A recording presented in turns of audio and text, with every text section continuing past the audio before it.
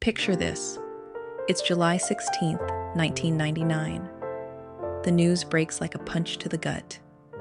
A small Piper Saratoga plane, piloted by John F. Kennedy Jr., has vanished somewhere over the dark waters off Martha's Vineyard. On board with him were his wife, Carolyn Bessette-Kennedy, and her sister, Lauren. The whole country held its breath. And then the worst was confirmed. They were gone. All three of them, gone. The world mourned John Kennedy Jr., America's prince, the son of Camelot, and they mourned Carolyn too, this breathtaking, mysterious woman who had captivated the nation's imagination from the moment she stepped into the public eye on John's arm.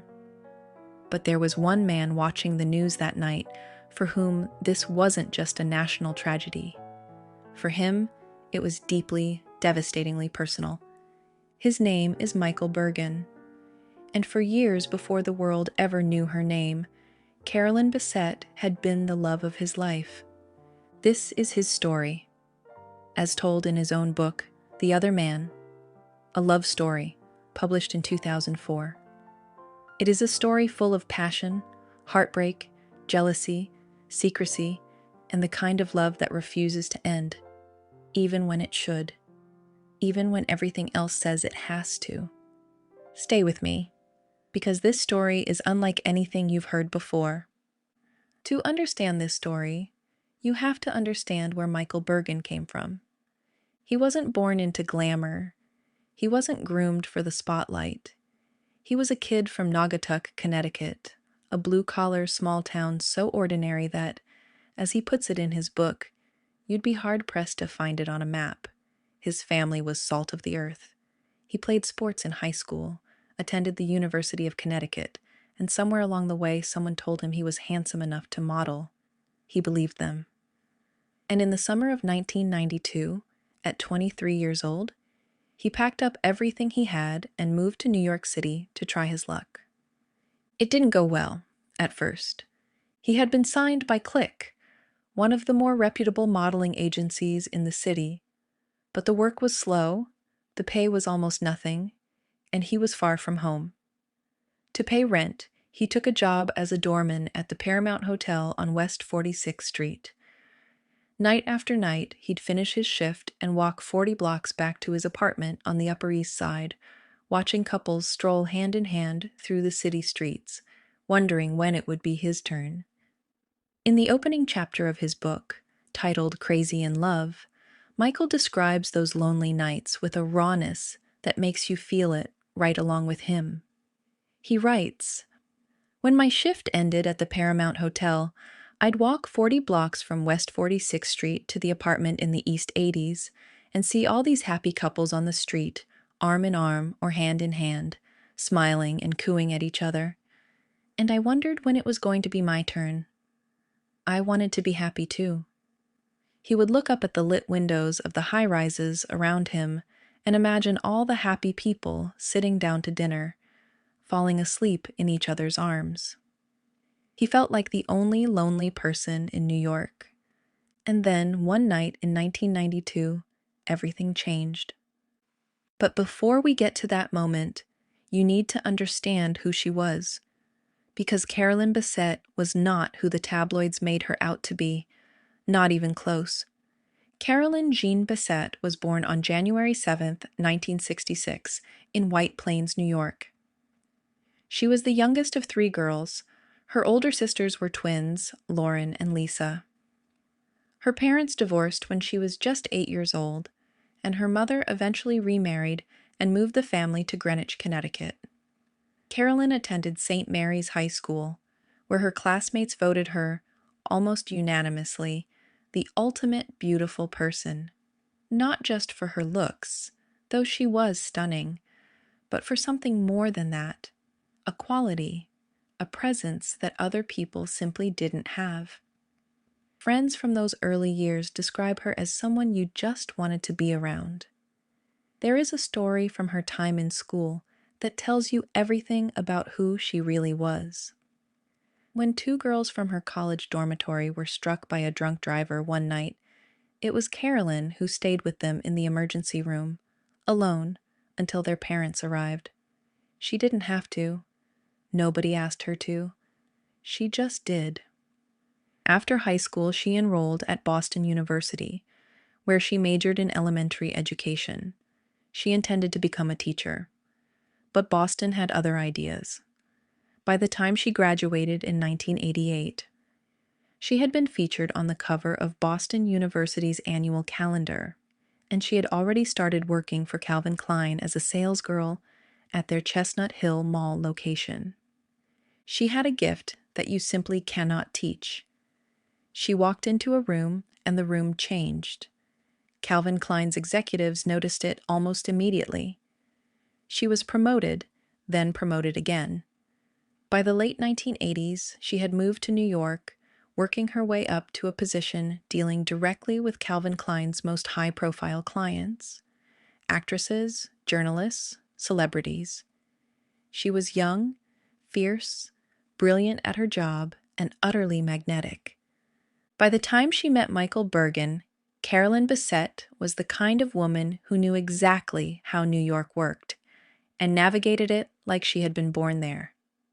So when these two people, a lonely kid from Naugatuck and a woman who could stop traffic just walking down the street, collided in a New York City bar in 1992, something inevitable happened.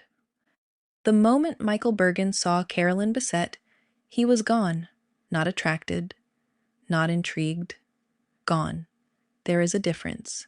Attraction fades. What Michael felt for Carolyn Bessette from that very first night in 1992 would not fade for the rest of his life. In his book, Michael writes, "She looked across at me and smiled. Her whole face lit up when she smiled. I thought, I could look at that face for the rest of my life. I didn't even know her, but I felt connected to her in ways I couldn't begin to understand. She swept into his life like a whirlwind, and being a very attractive man himself, it wasn't long before they were together, and he was even further gone. Now here is what made Carolyn Bessette truly unique, at least in the way Michael experienced her. She didn't just love you. She worked on you. She spotted potential the way other people spot a good view, and once she saw it, she couldn't help but reach in and start refining what she found. She looked at Michael Bergin, this handsome, rough-edged kid from small-town Connecticut, and she saw something worth polishing. And so she did. She helped him with the way he talked, the way he dressed, the way he carried himself in a room. The right clothes, the right shoes, even the right skincare products, which she pointed out, with a small smile, that all the men she knew used, whether they admitted it or not. And she did all of this with such grace and such warmth that Michael never once felt embarrassed by it. He felt grateful. He describes it this way in the book. She even helped with my diction, but she did it with such gentleness and such generosity of spirit that I was never embarrassed. Try not to drop your word endings, she said. It makes your sentences sound unfinished. She was right. Doin', sayin', goin'. I sounded like I was from a small-town hood, and Carolyn was trying to help me change that. She was educating me, shaping me, refining me, and I not only allowed it, I appreciated it. And the results were undeniable. His modeling career, which had been stalled, began to move, then to accelerate. Then, in 1994, he landed the Calvin Klein underwear campaign, shot alongside supermodel Kate Moss. His image was on a billboard in Times Square. He was walking runways in Paris and Milan for Valentino, Armani, Yves Saint Laurent. He was living a life he hadn't even known how to dream about back in Naugatuck. None of it moved him the way she did. And the world they inhabited together in those early years deserves its own moment, because it was extraordinary. New York in the early 1990s was not the polished, expensive, Instagram-ready city it became later. It was raw and electric and creative in a way that felt almost lawless. Downtown Manhattan was a collision of fashion, music, art, and nightlife, all happening at once and all intersecting in the same rooms. The clubs were enormous and chaotic and democratic in their own strange way. Ravers in Wall Street suits, and artists and models and drag queens all sharing the same dance floor. None of it filtered through a screen or a social media post. You were either in the room or you weren't. And if you were in the room, the night was yours entirely. This was the world Carolyn Bessette moved through like she owned it. The downtown bars of the East Village, the Soho galleries, the Fashion Week parties where the industry's biggest names treated her as an equal because she had earned it. And now, Michael Bergin, this kid from Naugatuck who had been walking 40 blocks home from a doorman shift just months earlier, was suddenly in those same rooms, beside this remarkable woman, watching his whole life transform in real time. The contrast between where he came from and where he found himself must have been dizzying, and Carolyn was the bridge between those two worlds. But here is where the cracks began. Because Carolyn Bessette, for all her warmth and brilliance, was keeping something from him. She was mysterious by nature, always ready to ask the most perceptive questions about Michael, always deflecting any real attention away from herself. And now there were blank spots in her calendar. Evasive answers, small lies that didn't quite add up. Something else was happening in Carolyn's life, and Michael was about to find out what. Before we get there, let's talk about something the book does not shy away from: the explosive, volcanic, passionate intensity of their relationship. Because it wasn't all soft conversations and gentle correction. Michael Bergin and Carolyn Bessette had a love that burned hot. And things that burn that hot sometimes burn everything around them too. There is an incident that Bergin recounted to Vanity Fair, an incident that could only happen between two people who are utterly, recklessly in love. One night, Bergin was at a bar. He saw an ex-girlfriend. Being polite, he leaned over and lit her cigarette. Carolyn saw it. Speaking to Vanity Fair, Michael described what happened next. Carolyn came over, pushed the girl out of the way, got in my face, and screamed and yelled at me, and even drew a little blood from my face. He went home. 2 minutes later, she was at his door. He let her in, because knowing Carolyn, if he hadn't, she likely would have found another way in. And once she was inside, she threw a heavy candle through his window and knocked over his television set.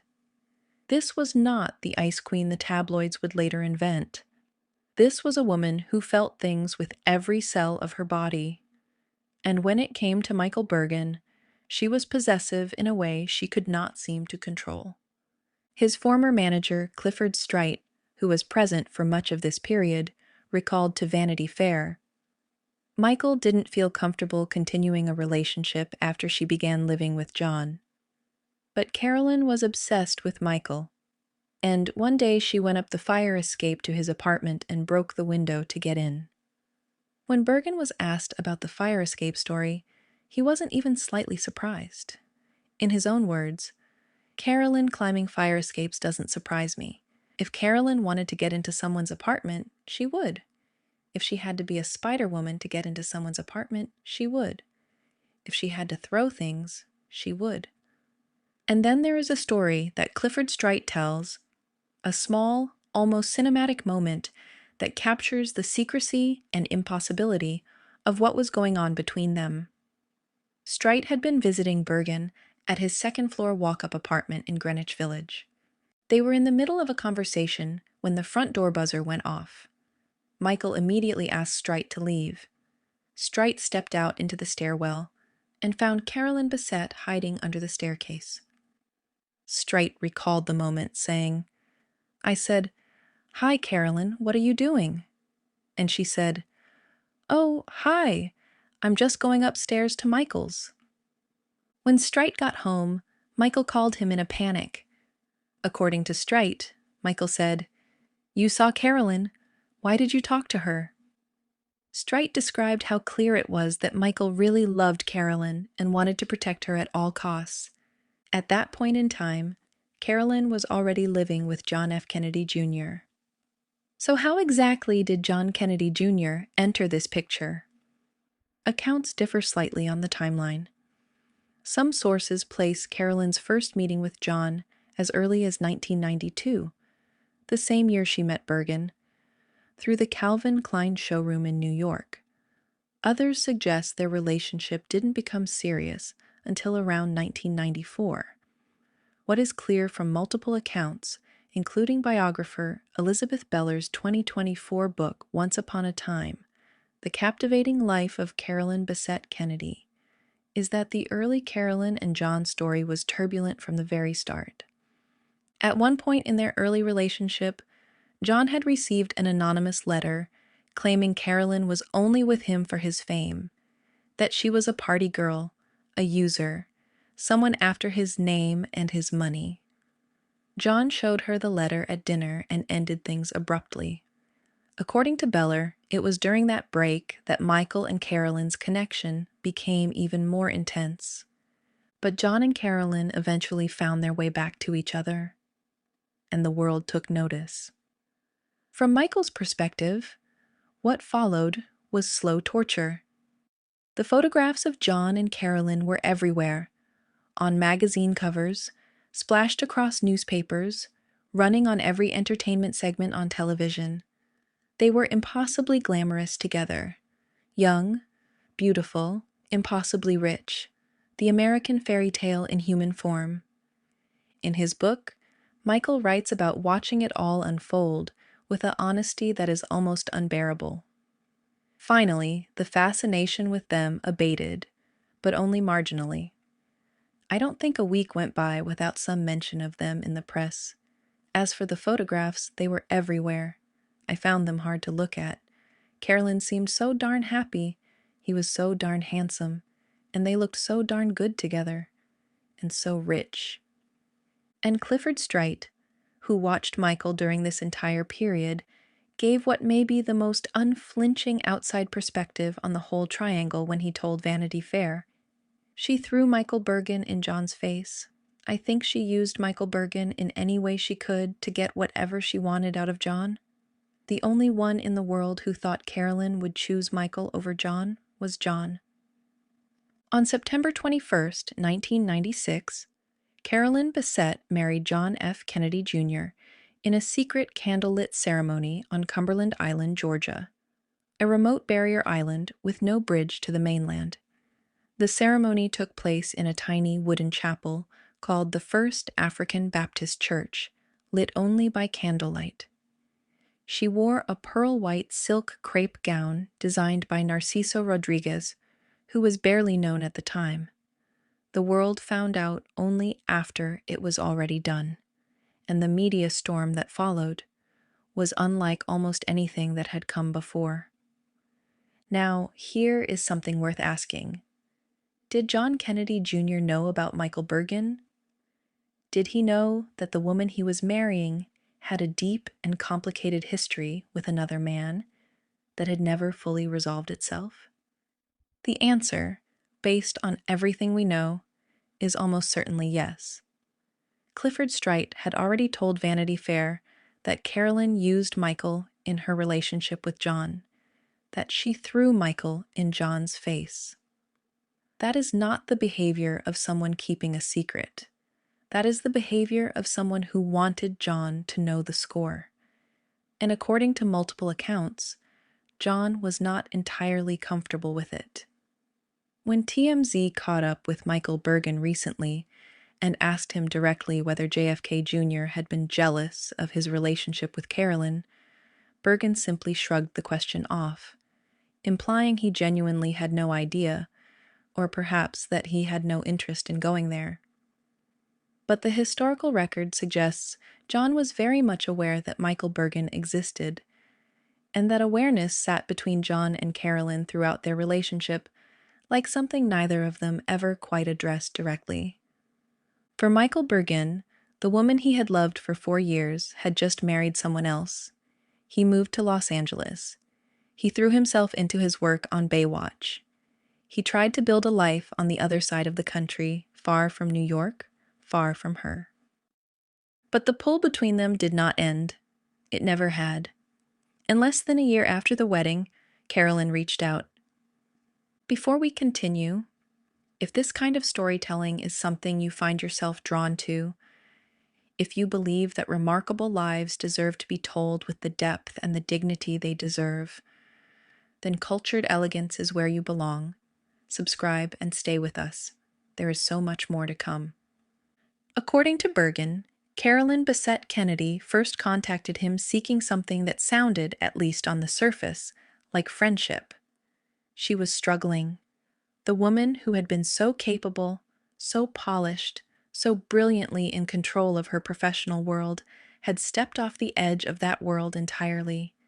She had quit her job at Calvin Klein. She had submerged herself into John's life, his apartment in Tribeca, his family's compound in Hyannisport, the relentless orbit of the Kennedy name. And she had lost herself somewhere in the process. She told Michael she believed John was being unfaithful to her. She was fighting constantly with the Kennedy family. The paparazzi followed her everywhere. She couldn't walk to the corner deli without a camera in her face. She told friends she felt like a prisoner. The woman who had once electrified every room she walked into had become someone who was afraid to walk outside. At the time, Bergin was in Los Angeles, building his career, building his life, miles away in every sense of the word. But what had existed between them, that connection he described on the very first page of his book, the one he felt the night he first saw her smile, proved to be stronger than the distance. Stronger, ultimately, than the wedding ring on her finger. When Good Morning America asked Bergin directly in March 2004 whether he had had an affair with Carolyn after her marriage to Kennedy, he didn't flinch. He said, "I did. It was wrong. It was wrong. On my part and her part." This is, without question, the most controversial part of the book. Carolyn's closest friends have denied it. People who loved her have pushed back hard against this account. And it is critical, absolutely critical, to acknowledge that Carolyn is not here to give her version of the events. She cannot confirm it. She cannot deny it. Neither can John. That reality is something any honest telling of this story has to sit with. But there is one detail that cuts deeper than almost anything else Bergin disclosed. At some point during these years, Carolyn told Michael she was pregnant. She told him the baby was his, and Michael, by his own account, told her he was willing to raise that child with her. He was willing to step into that life, whatever it cost him. But Carolyn made a different choice. She chose to have an abortion. There are reportedly 2 pregnancies referenced in the book overall, and a miscarriage as well. These are not sensational details.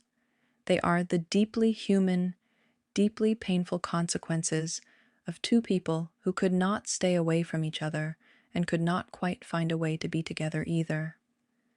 A source close to Carolyn, speaking to page 6, described the dynamic between them this way. She was constantly drawn back to Michael Bergin. She was very in love with him. They had a real connection.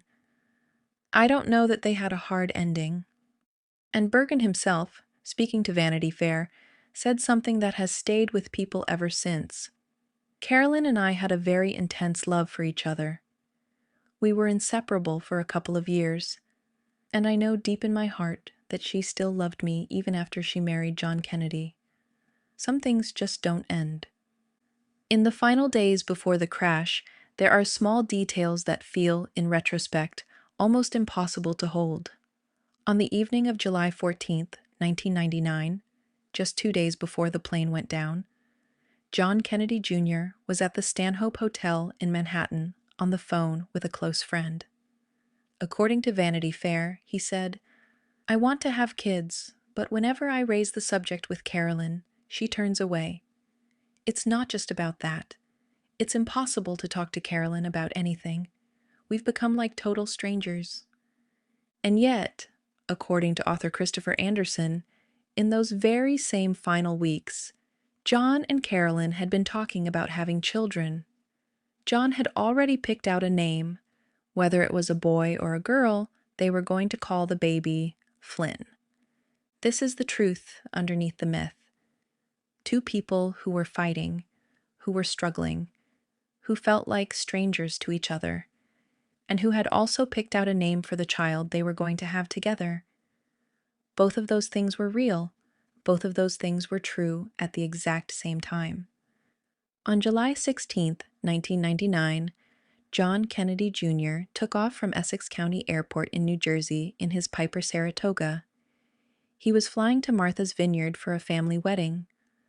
Carolyn was with him, so was her sister Lauren. The plane went down somewhere over the Atlantic. They were all gone. For years, before any of this became public, Michael Bergin had carried the entire weight of this story in silence. He had intended to carry it that way forever. But then, in 2003, author Edward Klein published a book called The Kennedy Curse. Klein had interviewed Bergin briefly, just 45 minutes, and used pieces of what Michael had shared to build a portrait of Carolyn Bessette-Kennedy that Bergin found almost unrecognizable. Suddenly, the story being told about Carolyn in the press was that she had been a monster, a drug addict, difficult, cold, impossible, a woman who had made John's life a misery. Michael Bergin could not let that stand. On Good Morning America, he said, "That book just caused this whirlwind of stories saying that she's just a horrible monster, that she's a drug addict, she's this and she's that. And I knew her very well." He wrote his book, The Other Man as a Defense of Carolyn. Not a perfect defense. It is a book full of messy, painful, complicated truths. But at its center is the belief, clearly and deeply held, that Carolyn Bessette-Kennedy deserved to be remembered as a full human being. Not an ice queen, not a cautionary tale, not a footnote in somebody else's story. She deserved to be remembered as a person who was funny and fierce and brilliant and flawed and capable of enormous love and enormous hurt. A person who ran up fire escapes and corrected people's diction with kindness and stayed in emergency rooms for strangers and felt things so deeply she sometimes didn't know what to do with all of it. That is who she was, at least through the eyes of Michael Bergin. And what happened to Michael Bergin after all of this? After the book? After the interviews?